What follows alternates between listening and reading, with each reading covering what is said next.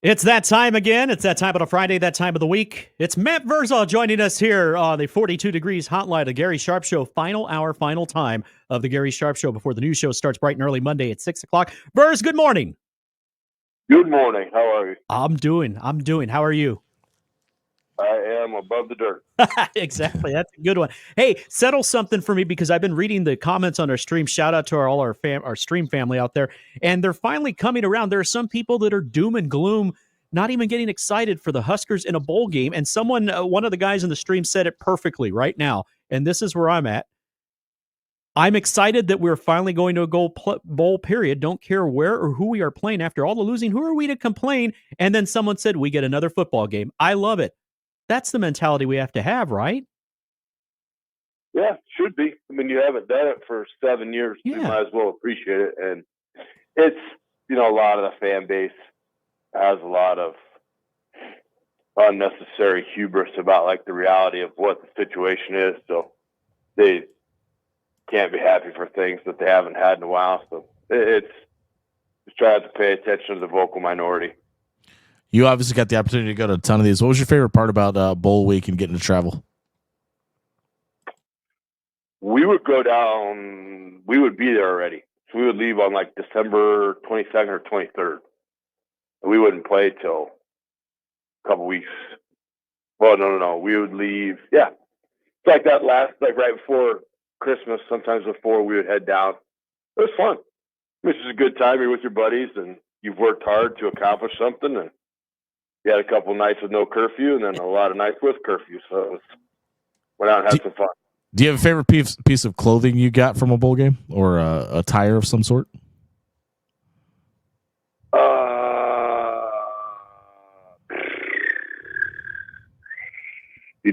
I don't. I mean, you just got a lot of cool stuff. I mean, Right. we got a lot of watches that I've never worn, but were, really sweet. Probably, the National Championship Traxedos were always cool. Apex was our gear apparel one for '94. Shout out Apex. And they gave us it was gold, cranberry, turquoise, and blue multi-shaped Traxedo. So that was an interesting one. Wow. That one always stuck out in everybody's mind because it was just so gaudy. It was bad. Especially if they tell you got to wear them. Oh, okay. Sounds very 90s. You didn't have to wear them. This was like your gift for getting to the bowl game. But just to show you how, like, perspective-wise, we could have given 2 S's what they gave us. We had other stuff to do. We had games to win. So the swag bag was the least of our concerns. The hardest work of bowl prep comes when? When you had a full out. See, now we were down in Miami and Arizona for two, sometimes 3 full weeks. So you would have a 1v1, 2v2 scrimmage. So we played a game basically. So that practice always was miserable. But it's hard work, man. Just go down there and work hard and get acclimated to the heat again and sweat it out and go whoop ass. Before we get there, we got to get through championship weekend. Which game are you the most excited about for the conference championship slate tomorrow? None, because we're not involved in any of them. Sure. I mean, they'll be on in the background and there'll be noise. I don't really sit around and watch it if it isn't us. I mean, that's probably narrow-minded to say, but I don't have fandom of anyone else, and I do like what some teams do. Like I like how, what Dan Lanning has done at Oregon, bringing an SEC mindset, which is physicality and tough football with the money from Oregon is a scary, scary thing to me. But Georgia is always fun to take in. I think Kirby Smart's a really good coach. So those would probably be the 2 championship games I would watch if I was going to watch them. And I would take the 2 teams that I mentioned in both of those games. I didn't know if there was a wager or two that you may have out there that may pique your interest in these games. Didn't say I didn't bet on him. There it is. Verz, when you look at what's going on in Lincoln, it's never a dull moment. Lots of stuff going on, lots of moving pieces, and some people losing their mind. We got to kind of keep sort of a perspective and stay even keel, or is there something to a lot of the overreactions? I mean, I don't. If you're gonna overreact and chicken little that the sky is falling, then I probably am not around you a whole bunch. You just have to. This is the state of the union. This is where we're at. This is what we are. So for me, it's a great opportunity for the young guys that's gotten coached all year and maybe haven't played a whole bunch to get into a game and say, hey, and we do have a guy at running back that started a bunch of games for us, so he's going to play. You got the same quarterback. You got a bunch of receivers. Your linemen, none of your linemen have transferred out, so it wouldn't bother me at all to go get in the shootout and see if you can score 42, 45 points. See what happens. It's unfortunate. I was a big fan of Coach White, but there's some things that are bigger than football, and he did what's best for him. I think he put himself in a great spot because if Norvell gets fired, they got to buy him out for 3 years. If Norvell keeps the job, he gets a good contract for 3 years. So he's probably, if they fire Norvell, he's probably the front runner for the job. You talked about young guys playing, and obviously there's the intriguing part about this trip that you kind of got to implement a new defense, possibly without a defensive coordinator. You've got an offensive coordinator that's only been here for a couple of games. How important are these 10 games, or excuse me, these 10 practices before this game in implementing a new system for next year? Is it one of those things, there's so many variables you can't really plan on that right now? Did they shrink it down? Is it only 10? It used to be 15. Yeah, Matt Rule's talking about 10 practices. Okay. So they must have some just structured walkthrough to go, why would we take advantage of 15 and just do 10? But different story for different day. I like it because you can see Holgerson's going to be offensive coordinator the next couple of years from now instead of cramming things in an off week and a short week of prep. Now you can really get down to some fundamental stuff. And I'm guessing his ex-player, new wide receiver coach is probably going to be there, already hit the ground running, so he'll be able to get in and get used to the fellows. And so I think it's a huge – the stat that was mind-boggling to me, they put it up in the Wisconsin game. Wisconsin had over this 7-year period, has had 105 more practices than Nebraska. So that's every team that's been in a bowl game has had 105 more practices than us. And for the dorks out there that don't think practice matters, it does. It matters. You get better every time you do it. Or you find out what you're terrible at and you get better at it the next time. So it's huge. And they, mentality, mind shift, all that stuff. So the guys that have left, they've made their choice. I support their choices 100%, and I wish them nothing but the best. But now you got to take the ones that you got left, and you got to say, hey, we probably got to rewire our brains a little bit so we don't lose games we shouldn't. We don't want to snap as mildly off. When we miss a field goal, we don't go down the toilet. Like, we got to get mentally tougher. And so you take this time and you go do it. And there's nothing like that, like a bunch of practices and physical practices and beating the snot out of each other.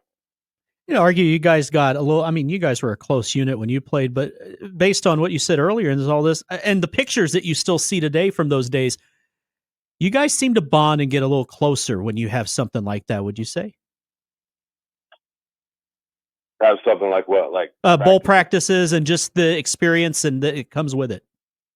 A lot of that stuff was forged in fall camp, and you just kind of saw the end game of it when the reward for your season going well, in the bowl stuff,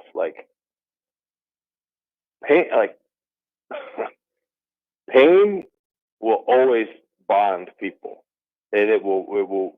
The real leaders of your organization will pull up the guys that are struggling. The guys that are struggling will have them down on their head. There is somebody that gives an S about me and wants me to succeed, so I got to pick up my game.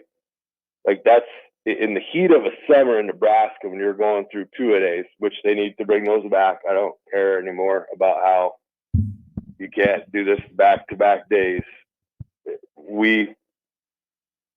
Like the Shrine Bowl even was different. We had 3 weeks of two-a-days before the Shrine Bowl, Then we had 2 weeks of freshman two-a-days. Then we had 2 weeks of varsity two-a-days. So my class of 92 was on 7 weeks of two-a-days. We were just fine. Nobody went down in a heat. Nobody had heat exhaustion. Nobody was soft. So that bonded our class. So when those varsity guys came in for their set of two-a-days with us, where we were just really a practice squad, we were tight. And they saw that and they knew, hey, we can push these guys, so let's do it. Because we're too content now thinking this is our limit. Like if you think you're a 6-6 team, you'll be a 6-6 team. If you think you can be a team that can win your conference championship and you work that hard, which maybe they don't know what that work entails, but you can be a championship team. It's how your mind will take you a long, long way. And there's never a doubt in anybody's mind on any field during my duration there that we weren't going to win the conference championship. What would you like to see out of the running game and the bowl game to give you hope that there's progress to be made next season? The same thing it was when we talked about it for the first game. You got to move the line of scrimmage. You got to move the line of scrimmage. You can't absorb. You have to deliver.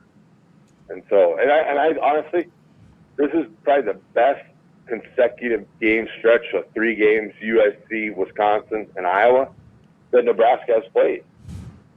Like I said, it's just when one little thing happens, the whole thing seems to unravel. So think about that, right? Like you guys are in a studio working the board, something goes on with the board, and you guys just mail it in for the rest of the show.